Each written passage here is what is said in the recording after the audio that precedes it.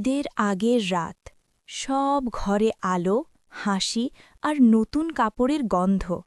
আর এই ঘরে নীরবতা। আলমারির কোণে ঝুলে আছে গত বছরের জামাটা। মা বলেছে, এটাই পরে নে বাবা, এখন টাকা নেই। সে মাথা নেড়ে হাসে, কিন্তু মনে মনে জানে বাবা থাকলে ঈদের জামার কথা আলাদা করে বলতে হতো না। আগে ঈদের 2 দিন আগে বাবা বাজার থেকে ফিরে বলতেন, দেখ তো পছন্দ হয়েছে কিনা। আর আজ বাবার জায়গাটা শুধু একটা ছবি। বাইরে বাজি ফোটে, তাকবীর শোনা যায়।